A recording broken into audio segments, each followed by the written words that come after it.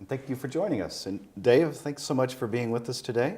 The energy industry faces a number of unprecedented challenges right now. We're dealing with a need for massive transmission investment. We're integrating new renewable energy sources like wind and solar. We are building new clean coal plants and nuclear generation facilities.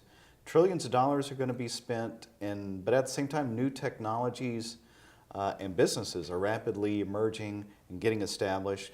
And I'm wondering, what do you see as the major challenges, threats, and opportunities facing the power industry from those game-changing developments? Well, I think the challenges is really, most of them are around focusing on all of those things that you talked about individually. I think the more that the industry can holistically approach the problem and take all of those things into account in order to develop solutions, I think is what's gonna be most valuable. I think we can have a tendency to gravitate towards what's sexy, what's kind of cool in the industry, and just focus on a couple individual things. But I think that's not really going to solve the problem. It's just going to, really, create some problems. And you're not really seeing the forest through the trees if you do that. And then I think another challenge is we really need to get that customer input. There's a very vocal group of customer groups out there that wants all the toys and wants all the new capabilities, but there's a whole bunch of other, kind of the silent majority, and we really need to count their input. And as far as I think a great opportunity that our industry has is, we're one of the very few industries out there where in the majority of areas, we don't compete with one another. And I think that really allows us to work more collaboratively as an entire industry versus as individuals to try and come up with solutions, learn from each other's mistakes, learn from our successes, and really work together to come up with that solution. What can Congress, the Obama administration, and federal regulators do for the industry to help tackle these enormous tasks ahead?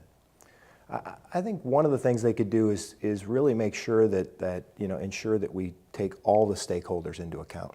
I think that they really have to have that balance across all of the different stakeholders involved, whether it's personal security of information to transmission to making sure we've got a reliable grid. All of those things need to be taken into account uniformly, I think, in order for them to be successful.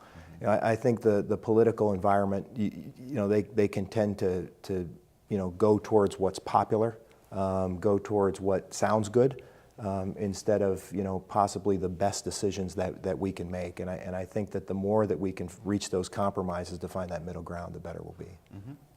And in your opinion, how has the economic downturn affected the power industry in its ability to keep the lights on in an affordable manner that's socially acceptable?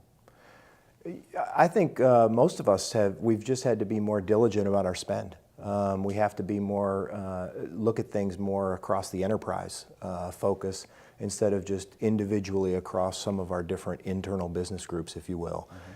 So I think it's that prioritization. I think at the end of the day, there's enough money out there, but I think we just have to be more diligent as far as how we go about spending it. And one of the things, for example, in my information technology world, one of our top strategic priorities is to think more strategically, think more across the enterprise. And so that when we identify, solutions to implement, we don't just think about how that solution can work for an individual business group.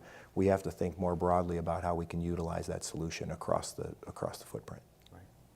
And as part of its economic stimulus efforts, the federal government's been spending billions of dollars on smart grid endeavors and research and development and energy efficiency. Have those investments been making a difference? I think they have. I think that they are going to make a long-term difference, I think. I guess one of my concerns is it feels like there's an awful lot of focus around the smart meter investment.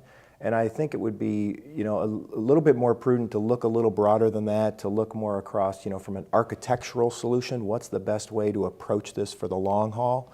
And like I said, I'm a little concerned there's a little bit, but I think those will pay off. I don't think those are bad investments by any means. I think they're good investments. I just think the money that's being spent could be applied a little bit differently. And I think if we looked at that more from a how should we do this from the ground up perspective, I think we get better designs. I think our focus around security and privacy would be better across the board. But again, I think those are good investments. I would just, I think they could be a little bit more, broadly applied. Great. Well, David, I sure do appreciate your time today. Thanks for joining us. Thank you. It was good. Thanks. Thanks.